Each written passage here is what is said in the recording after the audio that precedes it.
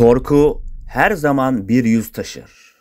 Ama ya o yüz, korkunun kendisi kadar tanıdık ve sinsi bir gülümsemeyle karşınıza çıkarsa? Doktor Ross Cutter, sıradan bir iş gününde hiç beklemediği bir dehşete tanıklık etti. Hastası gözlerinin önünde açıklanamaz bir korkunun pençesinde donuk bir gülümsemeyle hayatını sonlandırdı. Ama bu sadece bir başlangıçtı. O anla birlikte Rose'un hayatına karanlık bir gölge çökmüş, görünmeyen bir lanet onu işaretlemişti. Artık ne yaparsa yapsın bu gülümsemelerden kaçamıyordu. İnsanlar, tanıdığı ve tanımadığı herkes onu deliliğin eşiğine sürükleyen o tehditkar ifadeyle yüzüne bakıyorlardı. Zihni bir labirente dönüşmüş, her köşesi karanlık bir varlığın soğuk nefesiyle sarılmıştı. Bu lanetin arkasında ne vardı?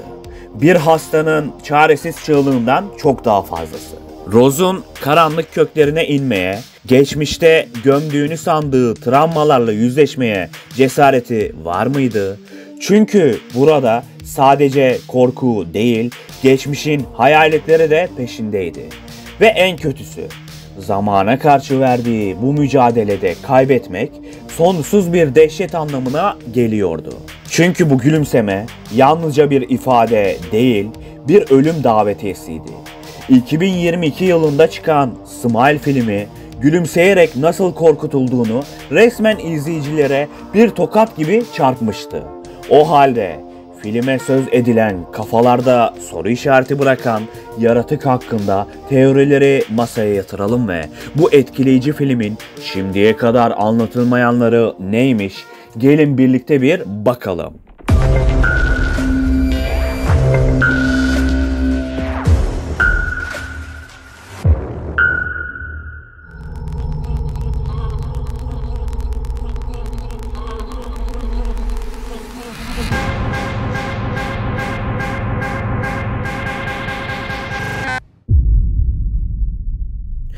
Smile filmi, Parker Fine'ın 2020 yılında yazıp yönettiği Laura Hasn't Slept adlı kısa filme dayanıyor. Bu kısa filmde ana karakter bir terapiste gitmekte ve kabuslarından kurtulmaya çalışmaktadır. Kısa film o kadar ilgi gördü ki Fine bu konsepti genişleterek uzun metrajlı filme dönüştürdü. Filmin yapım aşamasında adı Something's Wrong olarak planlanmıştı. Ancak daha çarpıcı ve doğrudan bir isim arayışıyla sonunda Smile isminde karar kılındı.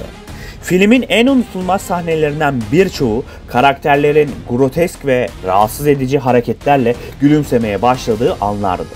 Bu sahnelerin çoğunda CGI yerine pratik efektler kullanıldı.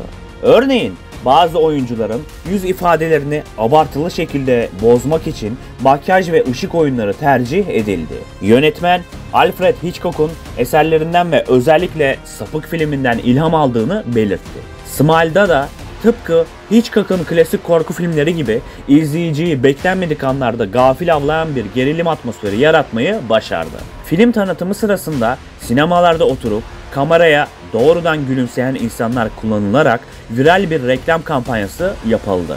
Özellikle beyzbol maçlarında sahaya bakan bu gülümseyen oyuncular sosyal medyada büyük yankı uyandırmıştı.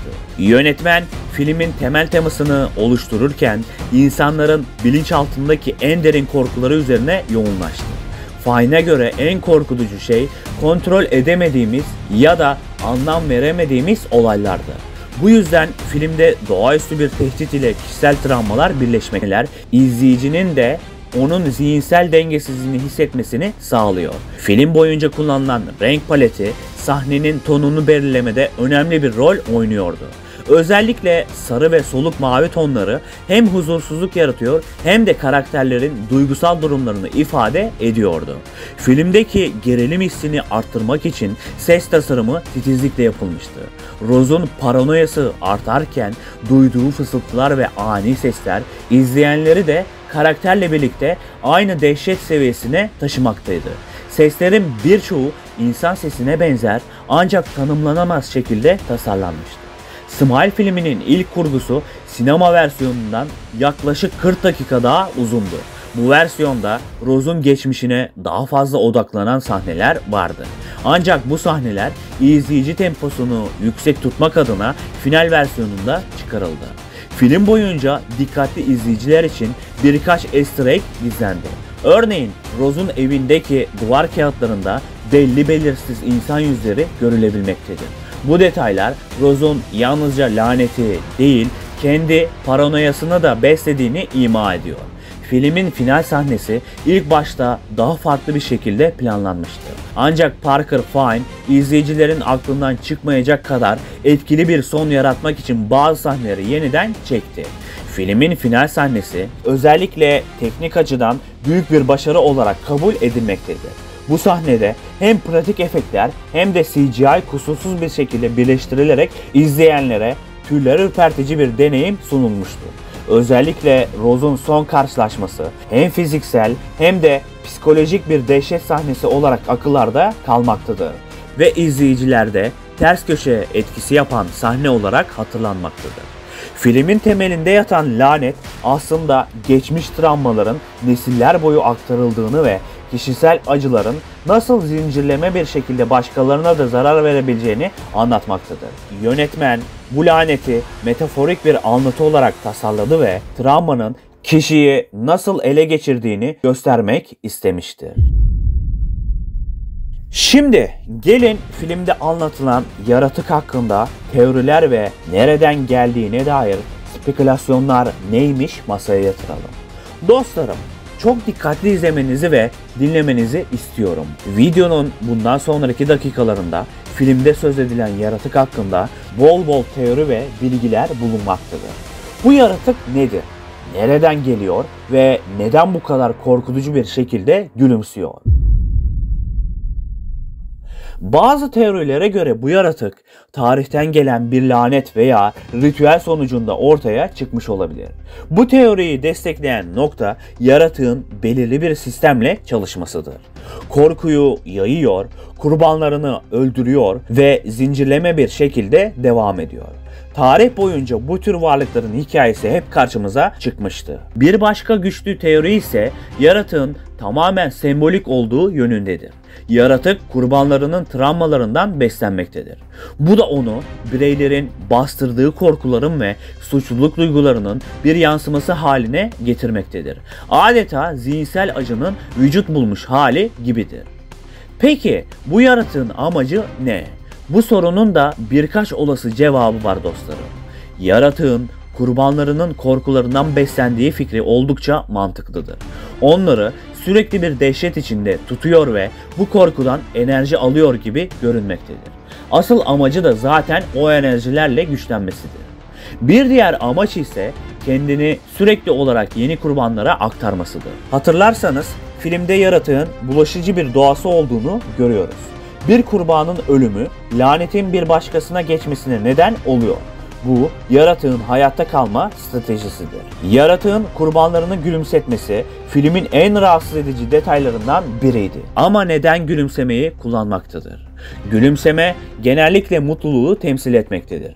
Ancak Smile filminde bu sembol tamamen tersine çevrilmiştir. Buradaki gülümseme dehşetin ve ölümün bir işareti haline gelmektedir. Bu da izleyenlerde derin bir rahatsızlık hissi yaratmaktadır. Belki de yaratığın gülümsemeyi seçmesinin nedeni insanların dışarıdan mutlu görünüp içeride acı çekmesine bir gönderme yapmasıdır. Gülümseme kurbanların içsel kaosunu ve korkusunu maskelemek için kullanılan bir metafor olabilir. Peki bu yaratık nereden geliyor? Dostlarım, bence yaratığın toplumun bastırdığı kolektif korku ve travmalardan doğmuş olabileceği teorisi oldukça doğru gelmektedir. Belki de bu varlık insanların bireysel acılarından doğarak büyüyen bir güçtür. Zaten yaratığın doğaüstü bir evrenden geldiğinde hemfikiriz. Filmdeki karanlık atmosfer ve yaratığın açıklanamaz doğası onun bizim dünyamızın ötesinden geldiğini düşündürmektedir. Çünkü yaratık kurbanlarını intihara sürüklemektedir. Kurbanlarının en derin korkularını manipüle eden bir iblistir. Onların zihinsel durumlarını ele geçirerek kendini beslemektedir. Bu da onun bir ölüm varlığı olduğunu göstermektedir. Belki de bir ölüm meleği veya karanlık bir ruhtur. Bir diğer teori ise yaratığın bir tür zihinsel parazit olduğudur.